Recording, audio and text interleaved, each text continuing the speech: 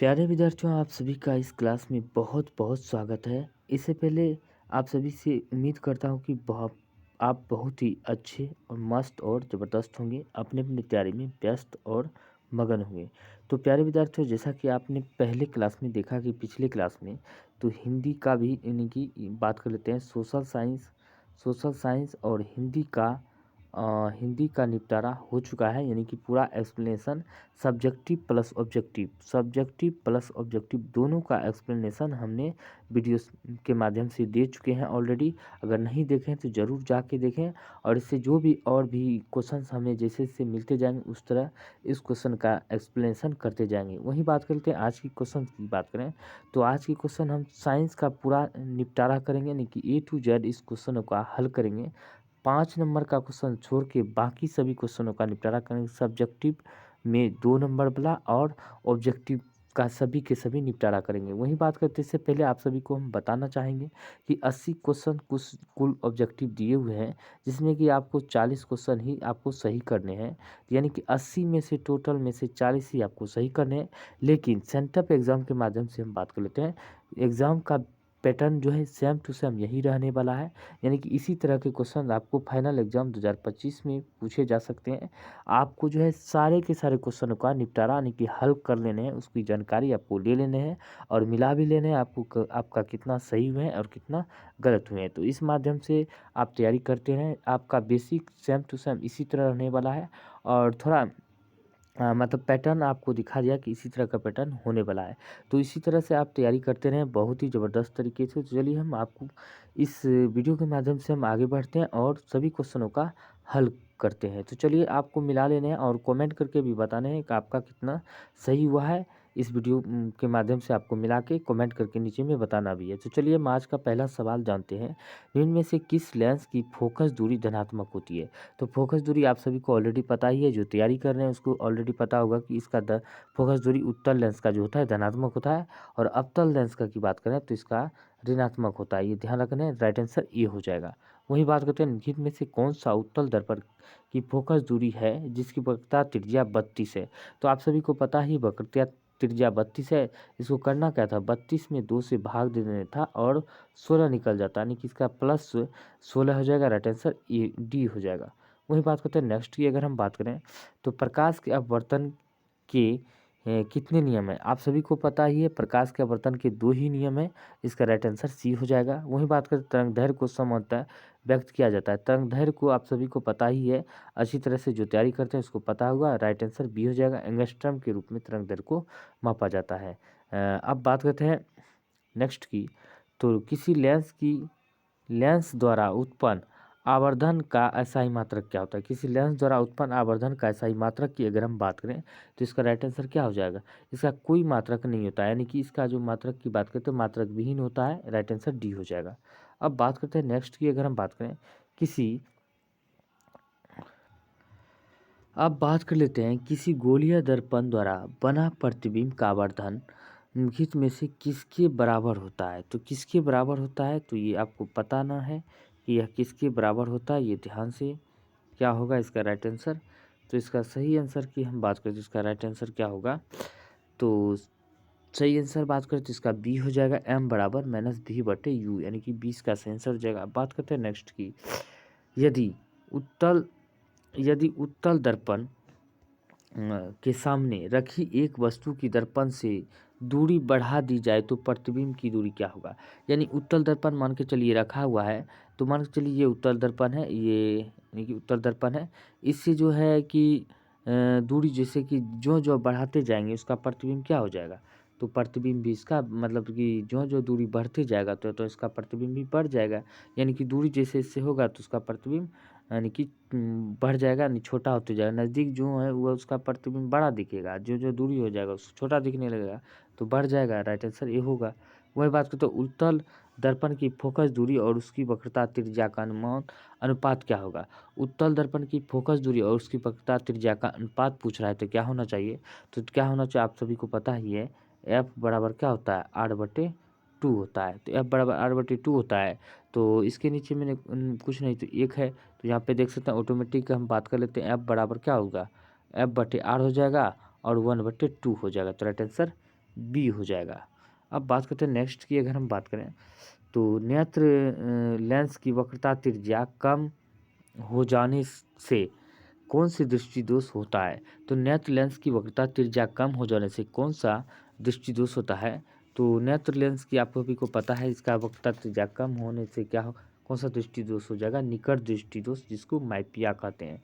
दूरदृष्टि क्या होता है, यानी कि निकट दृष्टि में क्या होता है, इसका परिभाषा भी हम बता देते हैं। मतलब निकट दृष्टि उसे कहते हैं, दृष्टि दोष उसे कहते हैं जिसमें कि नज़दीक की वस्तु साफ साफ दिखता है लेकिन दूर की वस्तु साफ साफ नहीं दिखता है, उसी बात करते हैं दूर दृष्टि दोष की, जिसमें दूर की वस्तु साफ साफ दिखता है लेकिन निकट की वस्तु साफ साफ नहीं दिखता है। तो निकट दृष्टि दोष के उच्चारण के लिए किस लेंस का प्रयोग किया जाता है? निकट दृष्टि दोष के लिए उच्चारण के लिए अवतल लेंस और दूर दृष्टि दोष के उच्चारण के लिए उत्तल लेंस का प्रयोग किया जाता है। ये ध्यान रख रहे हैं, काफ़ी महत्वपूर्ण सवाल था। खूब पूछा जाता है, दृष्टि दोष से क्वेश्चन आपका फिक्स है, पूछा ही जाता है। कांच की अवतल लेंस की वायु में शक्ति होती है, कांच की अवतल लेंस की वायु में शक्ति होती है, ऋणात्मक होती है, ध्यान रखना। 20 का सही आंसर हो जाएगा। वही बात करते हैं, एमीटर से निम्नलिखित में से किसे मापा जाता है? एमीटर से निम्नलिखित में से किसे मापा जाता है? तो ये आप सभी को पता है, विद्युत धारा मापा जाता है, ध्यान रखने। वही बात करते हैं, उपकरण जो विद्युत धारा को विद्युत ऊर्जा को यांत्रिक ऊर्जा में बदलता है, क्या कहलाता है? वह उपकरण जो विद्युत ऊर्जा को यांत्रिक ऊर्जा में बदलता है तो क्या कहलाता है? तो ये कहलाता है विद्युत मोटर। और वह उपकरण जो यांत्रिक ऊर्जा को विद्युत ऊर्जा में बदलता है तो जनरेटर जो है यांत्रिक ऊर्जा को विद्युत ऊर्जा में बदलता है। और ध्यान रखना है, इसका राइट आंसर तो क्या हो जाएगा? ए हो जाएगा। अब बात करते हैं 13 नंबर क्वेश्चन की, अगर हम बात करें तो इसमें क्या होना चाहिए? तो 13 नंबर में हम बात कर लेते हैं, इसमें होगा कि श्रेणी क्रम से जुड़े दो प्रतिरोधों के प्रतिरोध R1 है और R2 का समतुल्य प्रतिरोध बराबर होता है। तो समतुल्य प्रतिरोध क्या बराबर होता है? तो आपको पता है, अगर श्रेणी क्रम में पूछा गया है तो श्रेणी क्रम में R1 प्लस R2 हो जाएगा। अगर वहीं पूछे समांतर क्रम में दिया हुआ था, अगर समांतर क्रम में, तो इसमें कैसे लिखना था? समांतर क्रम में हम बता देते हैं, इसमें लिखना था 1/R बराबर 1 plus R1 1/R1 plus 1/R2 होगा, ये लिखना था। ये ध्यान रखना, दोनों याद रखना, कोई एक पूछ लेता है। वही बात करते हैं अनवीकरणीय, यहाँ पे दिया अनवीकरणीय ऊर्जा की स्रोत क्या है? अनवीकरणीय ऊर्जा की अगर हम बात करें तो कोयला एकमात्र अनवीकरणीय ऊर्जा का स्रोत है इसमें से, और बाकी सभी के सभी जो हम बात करते हैं नवीकरणीय ऊर्जा के स्रोत है। राइट आंसर बी हो जाएगा। बात करते हैं नेक्स्ट, किलोवाट घंटा का मात्रक क्या होता है? तो किलोवाट घंटा का मात्रक की हम बात करें तो किसका इसका ये मात्रक हो जाएगा? तो विद्युत ऊर्जा की मात्रक है, ये ध्यान रखना है। वही बात कर लेते हैं, निम्नलिखित में से कौन सा वन विक्षेपण को प्रदर्शित करता है? तो वन विक्षेपण को प्रदर्शित करता है प्रिज्म। अगर हम बात करते हैं, ये प्रिज्म है, यहाँ पे बना देते हैं तो जैसे पे यहाँ पे एक श्वेत प्रकाश जाता है जो अब ये भी 7 रंगों में विभक्त हो जाता है, ये ध्यान रखना है।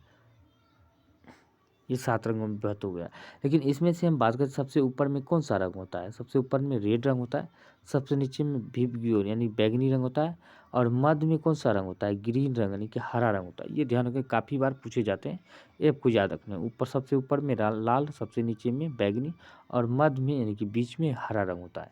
अब बात करते हैं नेक्स्ट की, नरोरा परमाणु शक्ति केंद्र किस राज्य में? नरोरा परमाणु शक्ति केंद्र उत्तर प्रदेश में, रावतभाटा राजस्थान में, कलपक्कम तमिलनाडु में है। इस तरह करके आपको याद रखना है, तारापुर महाराष्ट्र में। इस तरह करके कुछ परमाणु ऊर्जा केंद्र आपको याद रखने, कोई एक पूछ ले।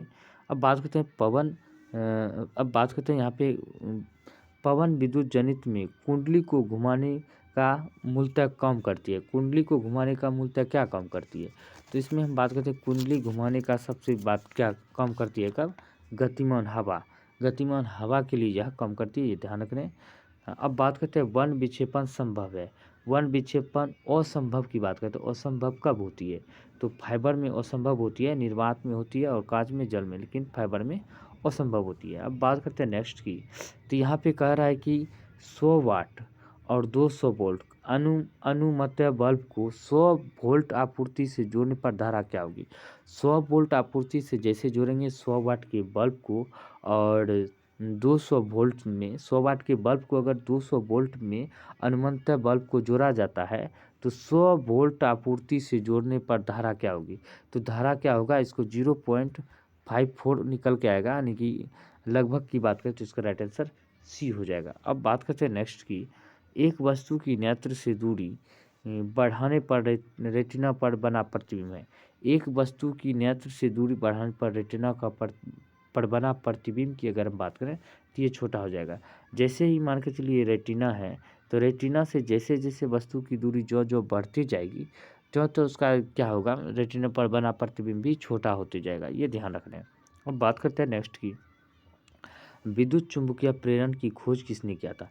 विद्युत चुम्बकीय प्रेरण की खोज की किया बात करें तो माइकल फैराडे ने, कि फैराडे ने किया था। वही बात करते हैं एम्पियर जो है विद्युत धारा का मापन किया जाता है एम्पियर से।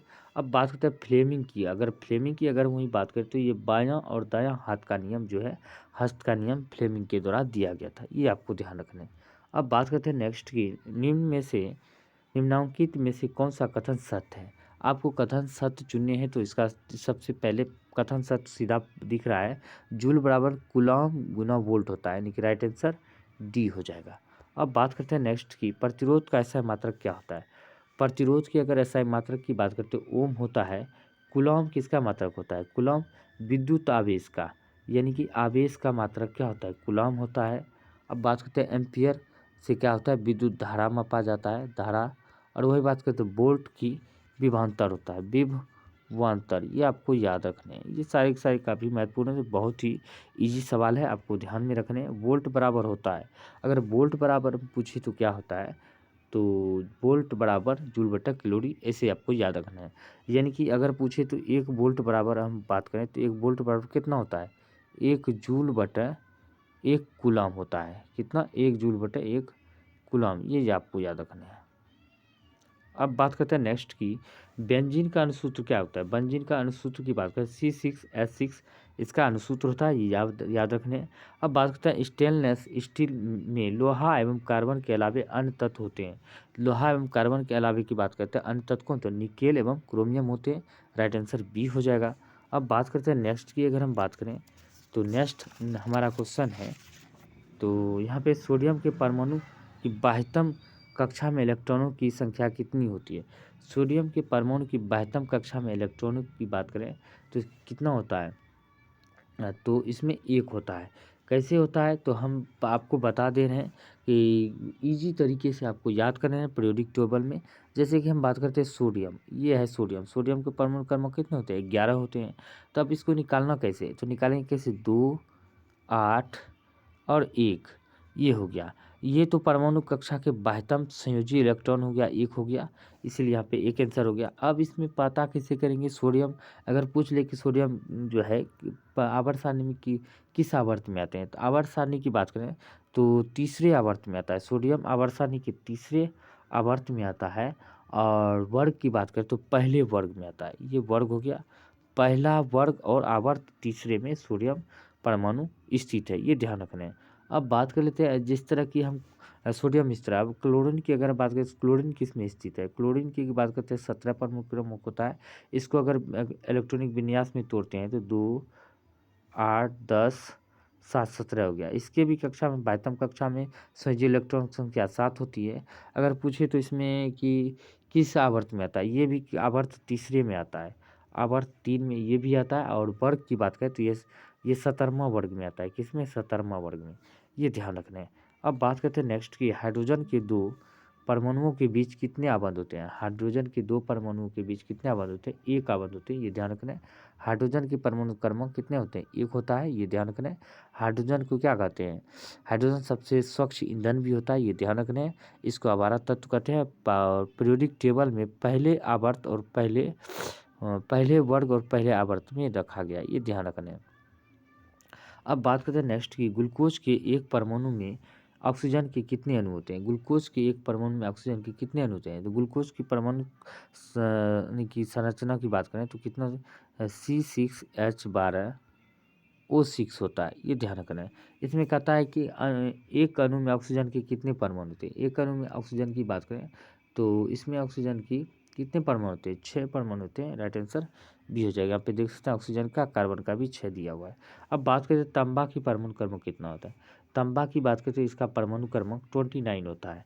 अगर वहीं बात करें, अगर सोना की परमाणु क्रमांक पूछे AU यानी कि सोना की, तो 79 हो जाएगा। वहीं बात करते हैं किसका, चांदी का Ag, चांदी का Ag यानी कि इसका परमाणु क्रमांक 47 होता है। और लोहा की बात करें परमाणु क्रमांक कितना 26 होता है। ये सारे के सारे कुछ इंपॉर्टेंट आपको याद रखने हैं। कोई भी पूछ सकता है। इथेन, इथेन के एक अणु में कितने सहसंयोजक बंधन होते हैं।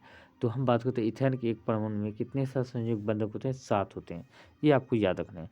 अब चलते हैं नेक्स्ट क्वेश्चन की ओर। तो आज का हमारा 33 नंबर क्वेश्चन है। तो यहाँ पे देख सकते हैं 33 क्वेश्चन की बात करें तो अम्लराज के ताज़ा विलयन में किस अनुपात में सांद्र हाइड्रोक्लोरिक अम्ल एवं सांद्र नाइट्रिक अम्ल होता है। तो इसमें कितना सांद्र और सांद्र नाइट्रिक अम्ल होता है। अब बात कर लेते हैं अम्लराज के ताज़ा विलयन में किस अनुपात में सांद्र हाइड्रोक्लोरिक अम्ल एवं सांद्र नाइट्रिक अम्ल होता है। तो किस अनुपात में जो है होता है। तो हम बात करते हैं राइट आंसर क्या होना चाहिए। इसका राइट आंसर डी यानी कि 3:1 में होता है। अब बात करते हैं नेक्स्ट क्वेश्चन, इनके अगले क्वेश्चन की हम बात करें तो यहाँ पे कहता है आधुनिक आवर्त सारणी। तो आधुनिक आवर्त सारणी में कितने ऊर्ध्वाधर स्तंभ होते हैं। तो यानी कि उस ऊर्ध्वाधर यानी कि इसको क्या कहते हैं समूह।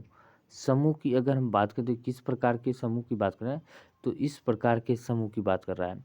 कितने ऊर्ध्वाधर स्तंभ होते हैं। तो ये बात करते हैं इस तरह के स्तंभ जो होते हैं कितने होते हैं, कुल 18 होते हैं। तो राइट आंसर क्या हो जाएगा, डी इसका सही आंसर हो जाएगा।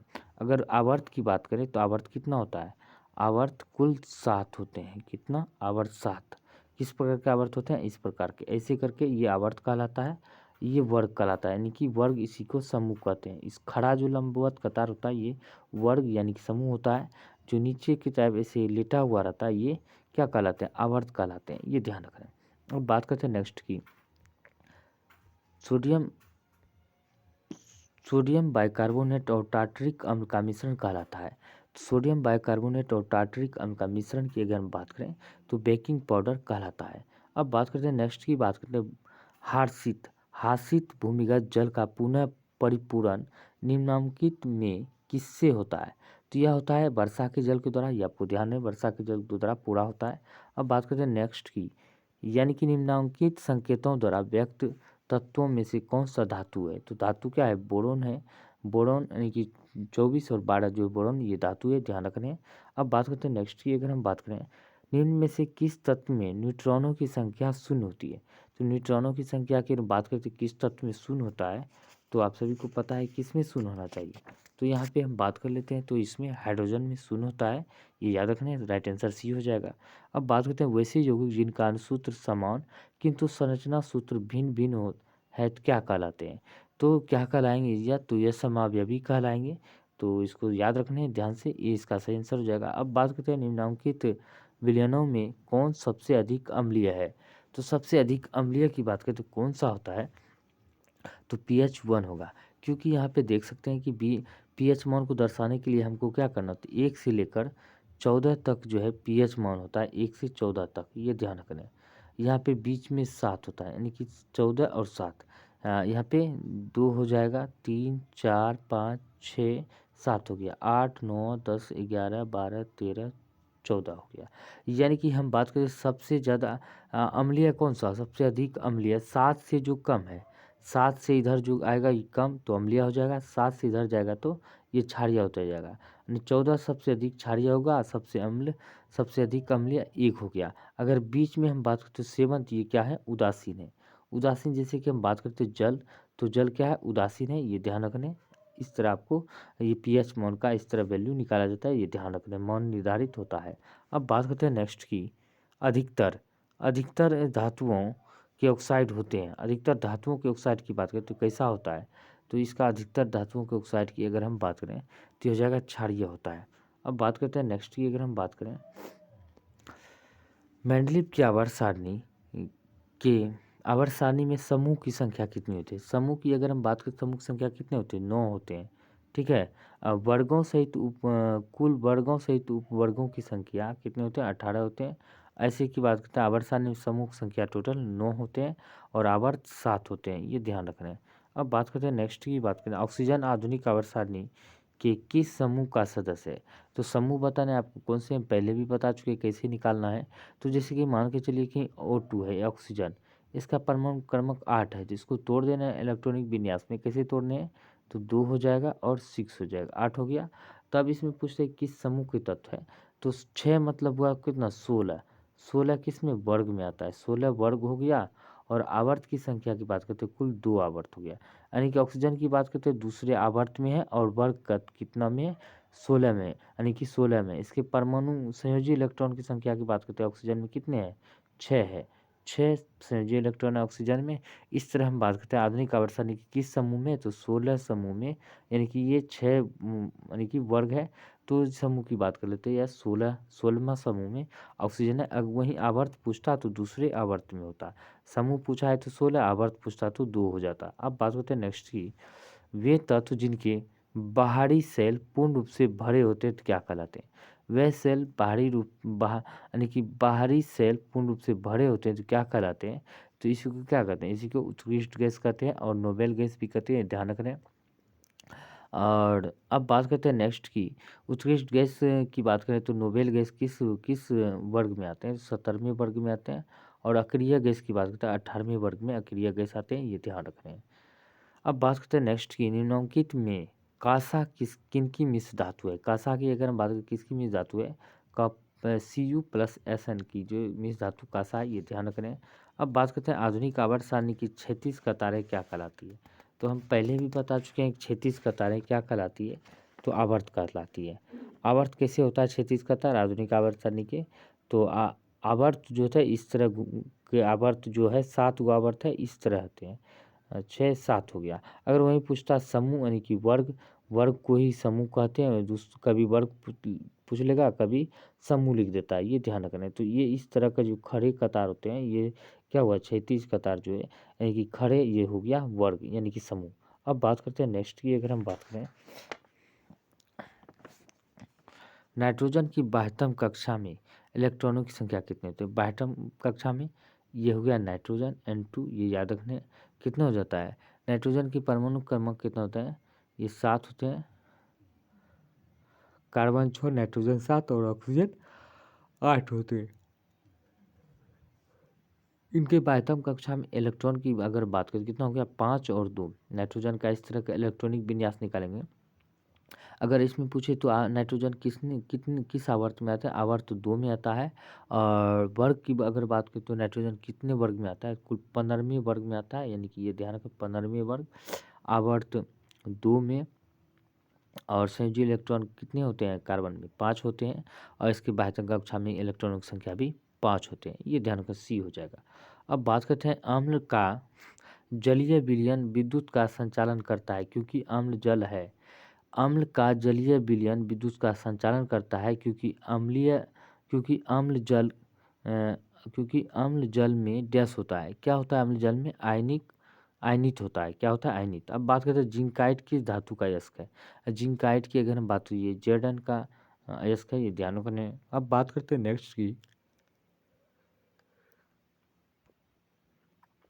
अमोनिया क्लोराइड का जलीय विलयन होता है। अमोनिया क्लोराइड का जलीय विलयन की बात करते हैं क्षारीय होता है। वही बात कर लेते हैं नेक्स्ट की, निम्नलिखित में कौन सा तत्व आसानी से इलेक्ट्रॉन का त्याग नहीं करता है? तो इलेक्ट्रॉन का त्याग आसानी से कौन नहीं करता है? फ्लोरीन करता है, यानी कि F नहीं करता है। बाकी सभी आसानी से इलेक्ट्रॉन का त्याग करते हैं। बात करते हैं नेक्स्ट की, सोने में कौन सी धातु मिलाकर मिश्र धातु बनाई जाती है? मिश्र धातु तैयार की जाती है। तो लोहा तो मिलाएगा नहीं, ये दिख जाएगा। इसमें क्या मिलाया जाता है? कॉपर मिलाया जाता है, नहीं तांबा मिलाया जाएगा, ये तो सोने की तरह ही होता है। अम्ल के जलीय विलयन का स्वाद कैसा होता है? अम्ल के जलीय विलयन का स्वाद खट्टा होता है। और क्षार का जो क्षारीय विलयन का स्वाद क्या होता है? कड़वा होता है, ये ध्यान रखना है, कड़वा, ये ध्यान रखना है। अब बात करते हैं निम्नलिखित में कौन सा अम्लीय ऑक्साइड है? अम्लीय ऑक्साइड की बात करें तो SO2 है। SO2 मिलकर SO प्लस NO2 मिलकर क्या कराते हैं? अम्ल वर्षा। SO2 और NO2 के कारण ही अम्ल वर्षा होता है, ये ध्यान रखने हैं। अब बात करते हैं नेक्स्ट की, निम्नलिखित में से कौन एक परमाणु अणु के रूप में रहता है? कौन एक परमाणु अणु के रूप में रहता है? तो आर्गन रहता है, ये ध्यान रखने हैं। अब बात करते हैं पक्षी एवं चमगादड़ के पंख है, पक्षी एवं चमगादड़ के पंख क्या होते हैं? संप्रीति अंग होते हैं। कौन? संप्रीति अंग, यानी कि राइट आंसर डी हो जाएगा। अब बात कर लेते हैं नेक्स्ट की, अगर हम बात करें, अब बात करते हैं जठर रस ग्रंथि पाई जाती है। जठर रस ग्रंथि की बात करते हैं आमाशय में पाई जाती है, ये ध्यान रखना है। अब बात करते हैं यकृत। यकृत शरीर का सबसे बड़ी ग्रंथि है, ये भी ध्यान रखना है। वही बात करते हैं अंडोत्सर्ग का कारण है। अंडोत्सर्ग का कारण की बात करती है, कौन सा है? तो इसका क्या कारण है? तो एलएच इसका कारण है, ये ध्यान रखना है। अब बात करते हैं नेक्स्ट की, सही खाद्य श्रृंखला का उदाहरण है। बहुत ही लॉलीपॉप क्वेश्चन है। सही खाद्य श्रृंखला का उदाहरण, घास को बकरी खाता है, बकरी को बाघ खाता है, यानी कि 20 का सही आंसर हो जाएगा। अब बात करते हैं बीज विकसित होता है। बीज जो विकसित होता है किससे? बीजाणु से होता है, यानी कि डी हो जाएगा। बात करते हैं किस पौधे में रंध्र अनुपस्थित रहते हैं? तो पौधे में रंध्र की बात करता है हाइड्रिला में अनुपस्थित होते हैं, क्योंकि ये हाइड्रिला जो होते हैं समुद्री पौधा है। कौन सा है? ये एक समुद्री पौधा है हाइड्रिला, ये आपको याद रखना है। अब बात करते हैं नेक्स्ट की, अगर हम बात करें, क्लोरोफिल वर्णक होता है। क्लोरोफिल का रंग होता है कैसा? क्लोरोफिल का रंग की अगर हम बात करें तो इसका रंग क्या होता है? हरा हो जाएगा, ये ध्यान रखना है। एक समान स्त्री में कौन से लिंग गुणसूत्र होते हैं? ऐसा अगर स्त्री में पूछे तो कौन सा लिंग गुणसूत्र होते हैं? स्त्री में कितना एक्स एक्स गुणसूत्र होते हैं। वहीं बात करते हैं पुरुष की, अगर हम बात करें तो पुरुष में कितना होता है? एक्स वाई होते हैं, क्योंकि ये एक्स वाई जब मिलते हैं तब क्या होते हैं? तब लड़का होता है, यानी कि लड़का पैदा होता है। अगर एक्स एक्स दोनों मिलते हैं तब क्या होते हैं? इस यानी कि लड़की पैदा होता है, ये ध्यान रखना है। अब बात करते हैं नेक्स्ट की, आयोडीन घोल को स्टार्च में मिलाने पर इसका रंग हो जाता है। आयोडीन घोल को अगर स्टार्च में मिलाएंगे इसका रंग नीला काला हो जाता है, यानी कि ब्लू ब्लैक हो जाता है, ये ध्यान रखना है। अब बात करते हैं दो तंत्रिका कोशिका के मध्य खाली स्थान को क्या कहते हैं? सिनेप्स कहते हैं, ये ध्यान रखना, सिनेप्स। अब बात करते हैं कृत्रिम पारिस्थितिकी तंत्र का उदाहरण है। कृत्रिम पारिस्थितिकी तंत्र का उदाहरण की बात करते हैं, जल जीवशाला जो है कृत्रिम पारिस्थितिकी तंत्र के उदाहरण है, ये याद रखने हैं। अब बात करते हैं नेक्स्ट की, अगर हम बात करें, पौधों का उत्सर्जी पदार्थ है। पौधों का उत्सर्जी पदार्थ की बात करते हैं, लेटेक्स जो है पौधों का उत्सर्जी पदार्थ होता है। अमीबा में पोषण विधि होता है। अमीबा में पोषण विधि की हम बात करें तो क्या होता है? तो ये अमीबा में पोषण विधि का की बात करें, प्राणी समभोजी होता है। पोषण विधि होती है प्राणी समभोजी। वहीं बात करें स्वपोषी की बात करते किसे कहते हैं? तो जो अपना भोजन स्वयं तैयार करता है उसे स्वपोषी कहते हैं। जो अपना भोजन स्वयं तैयार नहीं करता है उसे परपोषी, यानी परजीवी जो दूसरे पर आश्रित रहते हैं उसे परपोषी कहते हैं। अब बात करते हैं वायुमंडल में O2 का प्रतिशत कितना है? तो O2 यानी कि ऑक्सीजन की प्रतिशत की बात करते हैं 21% है, और CO2 की बात करते हैं 0.03% है CO2। वहीं बात करते हैं नाइट्रोजन की बात करें तो 78%, यानी वायुमंडल में सबसे अधिक पाया जाने वाला गैस की बात करें नाइट्रोजन है। अब बात करते हैं नेक्स्ट की, इसमें यहाँ पे दिया गया है 6CO2 प्लस 6HO2 H2O और सूर्य का प्रकाश संश्लेषण और क्लोरोफिल के द्वारा प्रकाश संश्लेषण हुआ, जो C6H12O6 ग्लूकोज बनाया, और जल किस अभिक्रिया की एक अभिक्रिया है? किस प्रकार की एक अभिक्रिया है? तो ये बात करें प्रकाश संश्लेषण, तो 20 का सही आंसर हो जाएगा, प्रकाश संश्लेषण की क्रिया है। अब बात करें लसिका है, तो लसिका की अगर हम बात करें तो ये ए बी दोनों हो जाएगा, उत्तक और द्रव हल्का पीला दोनों हो जाएगा। अब बात करते हैं परागकण पाया जाता है। परागकण की अगर हम बात करें तो इसमें पराग कोश में पाया जाता है। निम्नलिखित में से कौन छोटी आंत का एक भाग है? छोटी आंत की अगर हम बात करते हैं कौन सा ग्रहणी जो है एक छोटी आंत का भाग है? शुक्राणु कोशिका होती है। शुक्राणु कोशिका की अगर हम बात करें तो ये द्विगुणित होते हैं, ये ध्यान रखना है। एक वयस्क मनुष्य के कितने दांत होते हैं? तो इसमें वयस्क मनुष्य के 32 दांत होते हैं।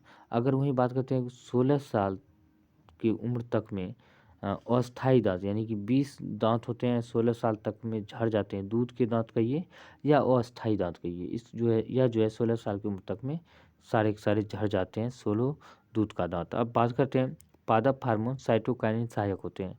तो प्ररोग के अग्रभाग की लंबाई की वृद्धि के लिए, पादप का प्रकाश की ओर मोड़ने के लिए, तने की वृद्धि के लिए, यानी कि सभी के लिए ये सहायक होते हैं। राइट आंसर डी हो जाएगा। अब बात करते हैं नेक्स्ट की वंशागत वंशागत नियमों का प्रतिपादन किसने किया था? वंशागत नियमों का प्रतिपादन की बात करें तो ये ग्रेगर जॉन मेंडल ने किया था। अब वही बात कर लेते हैं कि चार्ल्स डार्विन की। तो चार्ल्स डार्विन की अगर हम बात करें तो इसने विकासवाद का सिद्धांत दिया था। जे.सी. बॉस की बात करें तो ये क्रिस्कोग्राफ की खोज किया था जिसके द्वारा पौधों में वृद्धि के विकास को मापा जा सकता है। अब रॉबर्ट हुक की बात करें तो इसने 1665 ईस्वी में क्या किया था? कोशिका का खोज किया था। अब बात करते हैं स्लाइड को सर्वप्रथम कंपाउंड माइक्रोस्कोप से देखा जाता है तो किस किस गुना पे? तो 10x पर, यानी कि 10 गुने पर देखा जाता है। राइट आंसर बी हो जाएगा। बात करते हैं नेक्स्ट की, तिलचट्टा में कितने जोड़े श्वास रंध्र पाए जाते हैं? तिलचट्टा में बात करें तो ये 10 जोड़े श्वास रंध्र पाए जाते हैं। अगर तिलचट्टा में बात करें दिल में कितने कक्ष होते हैं? तो दिल में बात करें 13 कक्ष होते हैं तिलचट्टा में, ये ध्यान रखना है। अब बात करते हैं आज का यानी कि लास्ट, यानी कि बात करें तो इससे भी आगे हम बात करेंगे। तो सभी जीव जंतुओं के लिए ऊर्जा का अंतिम स्रोत क्या होता है? सभी जीव जंतुओं के ऊर्जा के लिए अंतिम स्रोत की बात करें तो सूर्य का प्रकाश होता है, सभी के लिए होता है, ये ध्यान रखना है। तो चलिए हम बात करते हैं आज की प्रश्न की ओर और बढ़ते हैं कि ऑब्जेक्टिव जितने भी प्रश्न हैं 2 नंबर का, ये सारे के सारे, यानी कि 2 नंबर वाला हम सिर्फ चर्चा करेंगे, बाकी 4 नंबर 5 नंबर वाला छोड़ देंगे, स्किप करेंगे, क्योंकि वीडियो बहुत ज़्यादा लंबा हो जाएगा।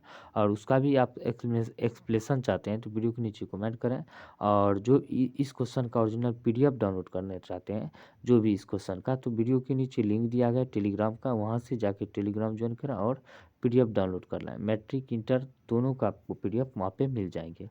इसके अलावा और कई सारी जानकारी इस पर प्राप्त होते हैं, तो ज़रूर चैनल को फॉलो करें और बने रहें। अब बात करते हैं, इसमें हम बात करें तो इसका हम बात कर लेते हैं, लेंस की क्षमता को परिभाषा दें। लेंस की क्षमता की परिभाषा पूछता है, इसका सही मात्रक क्या है, ये भी पूछ रहा है। तो इसमें क्या लिखना था आपको? तो यहाँ पे लिखना था लेंस की क्षमता का। तो लेंस की क्षमता का मतलब क्या होता है? तो आंसर लिखना है, लेंस की क्षमता का मतलब है कि लेंस पर पड़ने वाली रोशनी को मोड़ने की उसकी क्षमता या अभिसारित करने की क्षमता उसकी क्षमता है। इसके लिखना है, क्या लिखना था? लेंस की क्षमता का मतलब है कि लेंस पर पड़ने वाली रोशनी को मोड़ने तथा अभिसारित करने की उसकी क्षमता को क्या कहते हैं? तो लेंस की क्षमता कहते हैं। इसका ऐसा ही मात्रक क्या होता है? डायोप्टर होता है, जिसे डी से डिनोट करते हैं, सूचित करते हैं। अब बात होता है मानव आँख में दृष्टि दोष क्या है? दृष्टि दोष के प्रकारों को लेकर मानव आँख में दृष्टि दोष की अगर हम बात करें तो क्या होता है? दृष्टि दोष, इसका आंसर लिखना है, दृष्टि दोष का मतलब है कि आँखों में समान दृष्टि नहीं रहना। आँखों में दृष्टि की कई वजह हो सकती है, जैसे कॉर्निया का आकार, स्थिति इत्यादि में बदलाव होते हैं। और आँखों की सामंजस्य क्षमता कम हो जाती है, और इस तरह को मानव की दृष्टि दोष कहते हैं। और दृष्टि दोष की बात करें तो निम्न प्रकार के होते हैं, निकट दृष्टि दोष, दूर दृष्टि दोष, जरा दृष्टि दोष और दृष्टि वैषम्य, यानी कि 4 प्रकार के होते हैं, ये ध्यान रखना है। अब बात करते हैं नेक्स्ट की, यहाँ पे पूछा है उत्तल लेंस की फोकस पर स्थित प्रतिबिंब स्थित बिंब के प्रतिबिंब की रचना दर्शाने के लिए किरण आरेख खींचें। तो ये किरण आरेख आपको खींचने के लिए कह रहा है, तो हम चलिए खींच के दिखा देते हैं। तो उत्तल लेंस मान के चलिए, ये उत्तल लेंस है, ये ध्यान रखें। तो हम यहाँ पे उत्तल लेंस को खींच दिए हैं, इस तरह प्रकार से आपको बनाना था। तो कैसे बनाना है? तो यहाँ पे पूरा हम खींच लिए बिंब, यहाँ पे देख सकते हैं, यहाँ पे फोकस है, F लिख दिए, ठीक है। अब बात करते हैं, यहाँ पे खींच लिए, यहाँ पे ठीक है, लेंस है, यहाँ पे दर्शा रहा है, यहाँ पे खींच लिए, ठीक है। और इसको और खींच लिए, इसका एक लकीर यहाँ पे खींच दिए। तो इसको क्या करना था? यहाँ पे किरण इधर जा रहा है, इधर जा रहा है, ठीक है। अब इसको क्या करना, फोकस से जो ये मुड़ेगा, यहाँ पे देख सकते हैं, तो यहाँ पे जो है इसको G हो जाएगा। और यहाँ पे क्या लिखना था? यहाँ पे D लिखना था। उस तरह यहाँ पे क्या लिखना था? इसका जो फोकस मुड़ेगा, यहाँ पे देख सकते हैं, इसको H लिखना था यहाँ पे, ठीक है। और यहाँ पे मुड़ता है, यहाँ पे कोना पे, तो इसको इस जगह E लिखना था। उसके बाद क्या करना था? यहाँ पे A लिखना था, ये लिख देंगे। और ये डायग्राम जो है पूरा हो गया, इसको उत्तल लेंस लिख देना था, तलेंस। ये पूरा हो गया, इतना ही बनाना था और कुछ नहीं था। अब बात करते हैं किसी चालक का प्रतिरोध किन बातों पर निर्भर करता है। किसी चालक का प्रतिरोध की बात करें तो चालक की लंबाई पर, चालक की मोटाई पर, चालक की प्रकृति पर और चालक के तापमान पर निर्भर करता है। इतना ही लिखना था। अब बात करते हैं नेक्स्ट कि आमीटर, एम्पियर, एमपी यानी कि एमीटर और वोल्टमीटर में अंतर बताएं। एमीटर और वोल्टमीटर में अंतर पूछ रहा था, तो क्या लिखना था। अमीटर में लिखना था किसी परिपथ में विद्युत धारा को मापता है। अमीटर क्या करता है, किसी परिपथ में विद्युत धारा को मापता है। वोल्टमीटर क्या करता है, किसी परिपथ में दो बिंदुओं के बीच विभवांतर को मापता है। किसी परिपथ में दो बिंदुओं के बीच विभवांतर को मापता है अमीटर। अब बात करना था विचलन कोण किसे कहते हैं। तो विचलन कोण की बात करें तो किसे कहते हैं, तो इसमें लिखना था आपतित किरण और निर्गत किरण के बीच के कोण को विचलन कोण कहते हैं। इतना लिखना था। अब बात करते हैं किसी तार का प्रतिरोध 1 ओम है, इस कथन का क्या अर्थ होता है। अगर किसी तार का प्रतिरोध 1 ओम है, आंसर लिखना क्या है, तो लिखना था किसी तार का प्रतिरोध 1 ओम है तो इसका मतलब है कि उस तार से 1 एम्पीयर की धारा प्रवाहित होने के लिए 1 वोल्ट का विभवांतर जरूरी है। इतना ही लिखना था। अब बात करते हैं नेक्स्ट की। यहाँ पे दिया उत्तम ईंधन की क्या विशेषता है। उत्तम ईंधन की विशेषता निम्नलिखित विशेषता है। क्या लिखना था, कैलोरी मान निम्नलिखित विशेषता है। लिख के इसमें 1 नंबर लिखना था कैलोरी मान ज़्यादा होना चाहिए। दूसरा क्या लिखना था, ज्वलन तापमान मध्यम होना चाहिए। और तीसरा लिखना था यह सस्ता हो और रख रखाव में आसानी हो। तो और अगला लिखना था 4 यह आसानी से उपलब्ध हो। पाँचवा लिखना था इसे राख और धुआं पैदा नहीं करना चाहिए। और छठा लिखना था इसके इस्तेमाल में सुविधा होना चाहिए। ठीक है, इतना लिखना था। 6 बता दिए, 4-5 को आपको याद रखने था, इससे ज़्यादा याद नहीं रखने थे। चलिए फिर हम 2 नंबर क्वेश्चन का एनालिसिस करते हैं। किसका करेंगे, अब केमिस्ट्री का करने वाले हैं। तो बात करते हैं अब आयोडीन का। तो केमिस्ट्री में बात करते हैं आयोडीन युक्त नमक के उपयोग की सलाह क्यों दी जाती है। आयोडीन युक्त नमक के उपयोग, नमक यानी कि आयोडीन युक्त नमक के उपयोग की सलाह क्यों दी जाती है। तो हम बात करते हैं इसलिए दी जाती है क्योंकि आयोडीन शरीर के लिए जरूरी एक खनिज है। आयोडीन की कमी से क्या होता है, घेंघा रोग होता है। ये भी ध्यान रखना, ये हड्डी विकास में सहायक होते हैं। इतना ही लिखना था, इससे ज़्यादा नहीं लिखना था। वही बात करते हैं किण्वन की क्रिया क्या है, इसमें कौन सी गैस निकलती है। तो किण्वन की क्रिया की आपकी बात करें तो क्या लिखना था, किण्वन एक जैविक रासायनिक प्रक्रिया है जिसमें सूक्ष्म जीवों की मदद से जटिल कार्बनिक पदार्थों को आसान यौगिक में बदल देती है। इसे किण्वन कहते हैं।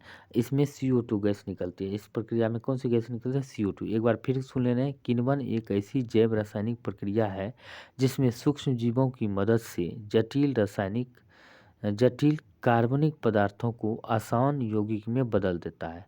इसमें क्या होता है, CO2 गैस निकलती है। अब बात करते हैं नेक्स्ट की। अगर हम बात करें तो नेक्स्ट इसका क्या है, तो इसमें बात करते हैं इथाइल अल्कोहल का संरचना सूत्र लिखना था। इथाइल अल्कोहल का संरचना सूत्र कैसे लिखना था। इथाइल अल्कोहल का अगर बात करते हैं रासायनिक स्ट्रक्चर की बात करें, CH3CH2OH, ये रासायनिक सूत्र होता है। इसको करना कैसे था, तो C लिखना था, ऐसे C लिख देना है, फिर यहाँ पे O, फिर यहाँ पे H, ऐसे करना है। अब क्या करना है, इसके ऊपर में H, इसके ऊपर में H, यहाँ पे H और यहाँ पे H और यहाँ पे H।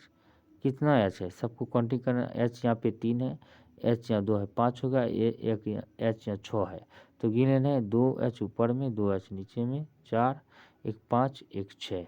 इस तरह का रासायनिक स्ट्रक्चर आपको बनाने के लिए कहता था, इतना बनाना है। तो चलिए हम बात करते हैं अब नेक्स्ट क्वेश्चन की ओर बढ़ते हैं। तो अब क्या कहता है,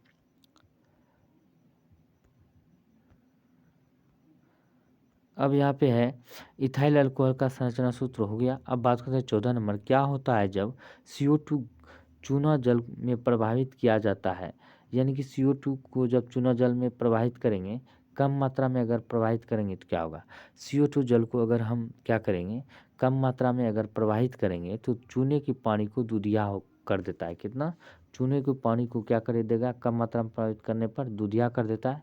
अगर अधिक मात्रा में जब प्रवाहित करेंगे तो चूने के पानी दूधियापन चला जाता है, यानी कि चूने के पानी में जो दूधियापन होता है वो चला जाता है। अधिक मात्रा में प्रवाहित करने पर दूधियापन चला जाता है और कम मात्रा में प्रवाहित करने पर दूधियापन क्या होता है? हो जाता है। अब बात करते हैं नेक्स्ट की, हम बात करें तो अब बात करते हैं किसमें कि सिविक्स की, इसी का केमिस्ट्री का ही करते हैं। लोहे की वस्तुओं की जस्तीकरण क्यों किया जाता है? लोहे की वस्तुओं का जस्तीकरण क्यों किया जाता है? क्योंकि जंग से बचाने के लिए, ताकि जंग ना लगे, इसीलिए इसमें लोहे की वस्तुओं पर जस्तीकरण किया जाता है। इतना ही लिखना था। अब बात करते हैं मिश्र धातु किसे कहते हैं। इसके दो मिश्र धातुओं के नाम एवं उपयोग लिखना है। तो मिश्र धातु किसे कहते हैं? तो मिश्र धातु को लिखना था दो या दो से अधिक धातुओं के मिश्रण, दो या दो से अधिक अधातुओं के मिश्रण को मिश्र धातु कहते हैं। कैसे लिखना था? दो या दो से अधिक अधातुओं को, अधातुओं लिखना था इसे, अधातुओं के मिश्रण को मिश्र धातु कहते हैं। जैसे कि पीतल हो गया, दो को ही कहता है, तीन लिख दिए, पीतल, कांसा और इस्पात। पीतल, कांसा और इस्पात। पीतल का उपयोग हम क्या करते हैं? पीतल का उपयोग बर्तन बनाने में, सिक्का बनाने में, और कांसा का उपयोग हम क्या करते हैं? घंटी बनाने में और बर्तन बनाने में। इस्पात का प्रयोग हम क्या करते हैं? जहाज, पुल, वाहन आदि बनाने में करते हैं। इतना ही लिखना था।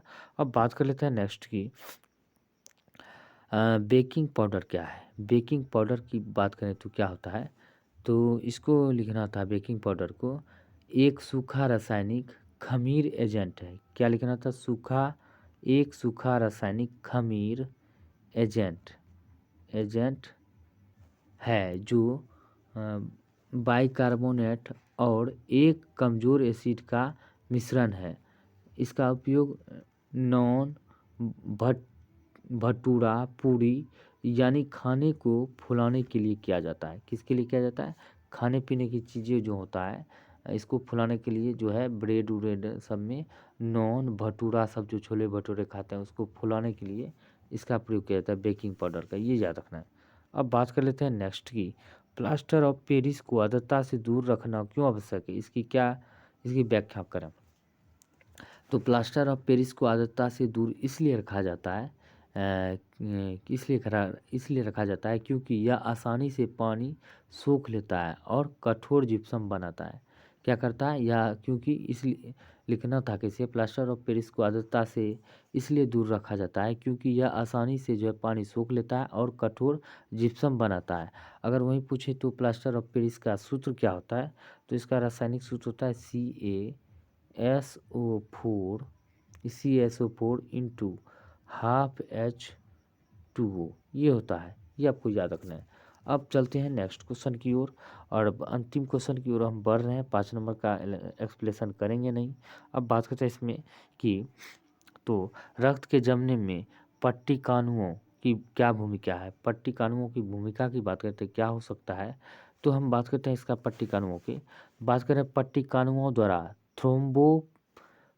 थ्रोम्बोप्ला क्या करें? थ्रोम्बोप्लास्टिन की पट्टिकाणुओं द्वारा थ्रोम्बोप्लास्टिन नामक प्रोटीन का स्त्राव होता है जो रक्त प्लाज्मा में उपस्थित प्रोथ्रोम्बिन, क्या लिखना है? प्रोथ्रोम्बिन प्रोथ्रोम्बिन को थ्रोम्बिन में क्या करता है? थ्रोम्बिन में बदल देता है। थ्रोम्बिन रक्त प्लाज्मा में उपस्थित घुलनशील फाइब्रिनोजोन को अघुलनशील फाइब्रिन में बदलकर आरबीसी के साथ रक्त का थक्का बना लेता है, जिसे कटे फटे स्थान से रक्त निकलना बंद हो जाता है। ये आपको याद रखना था, इतना ही लिखना है। अब यहाँ पे क्वेश्चन है कि अपरा यानी कि प्लेसेंटा क्या है, इसका क्या कार्य है? अपरा यानी कि प्लेसेंटा क्या है, इसका क्या कार्य है? तो इसका प्लेसेंटा यानी कि अपरा की कार्य की बात करें तो क्या हो जाएगा? अब बात कर लेते हैं कि प्लेसेंटा के बारे में बात करते हैं। प्लेसेंटा के बारे में बात कर रहे थे, तो इसके बारे में बात कर लेते हैं, क्या हो जाएगा। तो यहाँ पे है प्लेसेंटा यानी कि अपड़ा क्या है, कि प्लेसेंटा का क्या कार्य है, इसका बात करते हैं क्या है, इसका कार्य क्या है। तो हम बात करते हैं यह गर्भाशय की दीवार से जुड़ा रहता है। क्या लिखना था, अपड़ा क्या है, तो इसका परिभाषा हो जाएगा यह गर्भाशय की दीवार से जुड़ा रहता है और यह गर्भनाल के माध्यम से बच्चों को पोषक तत्व और ऑक्सीजन प्रदान करता है। तो गर्भनाल क्या होता है, ये बच्चों को ऑक्सीजन और पोषक तत्व प्रदान करता है, ये ध्यान रखने हैं। इतना ही आपको लिखना होता है। अब बात करें न्यूरोट्रांसमीटर क्या है, तो न्यूरोट्रांसमीटर की अगर हम बात करें तो क्या लिखना होता है, तंत्रिका तंत्र के रासायनिक संदेश वाहक होते हैं। न्यूरोट्रांसमीटर तंत्रिका तंत्र के रासायनिक संदेश वाहक होते हैं। ये अणु तंत्रिका कोशिकाओं के बीच या तंत्रिका कोशिकाओं से मांसपेशियों तक संदेश भेजते हैं। यह नींद, भावनाओं, हरकतों, यादों और नींद को प्रभावित करता है। क्या करता है, यह नींद, भावनाओं, हरकतों, यादों आदि को प्रभावित करता है। अब बात करते हैं नेक्स्ट की, अगर हम बात करें, अब बात करते हैं पिट्यूटरी ग्रंथि को मास्टर ग्रंथि क्यों कहा जाता है। पिट्यूटरी ग्रंथि को मास्टर ग्रंथि की बात करते हैं क्यों कहा जाता है, तो पिट्यूटरी ग्रंथि को मास्टर ग्रंथि इसलिए कहा जाता है क्योंकि यह शरीर की कई प्रक्रियाओं को नियंत्रित करती है और सबसे छोटी ग्रंथि होता है और मस्तिष्क में स्थित होता है, इसीलिए इसे मास्टर ग्रंथि यानी कि पिट्यूटरी ग्रंथि भी कहते हैं। बात करते हैं कायिक जनन क्या है, तो कायिक जनन की अगर हम बात करते हैं क्या होता है, जब किसी पौधे के किसी कायिक भाग से जब किसी पौधे के किसी कायिक भाग से अ, नए पौधों का निर्माण होता है तो इसे कायिक जनन कहते हैं। इसका इतना ही लिखना था। पौधों में भोजन का स्थानांतरण कैसे होता है।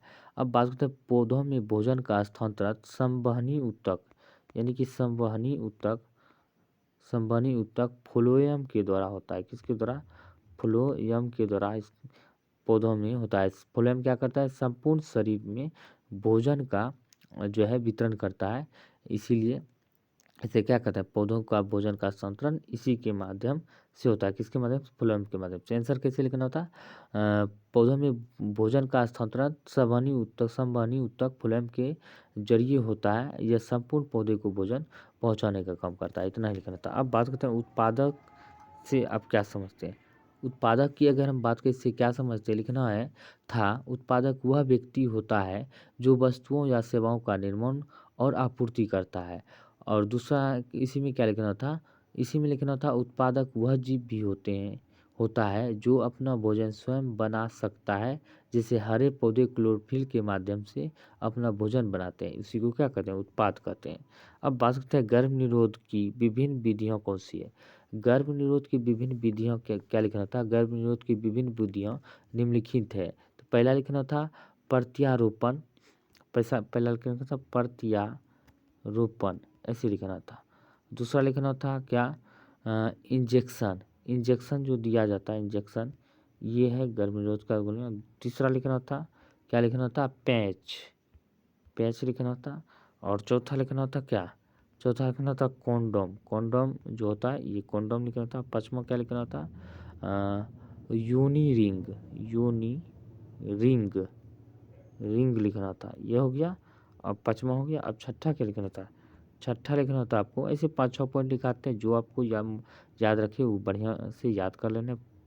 पुरुष एवं स्त्री में क्या होता है, पुरुष एवं स्त्री की नसबंदी कर देना है।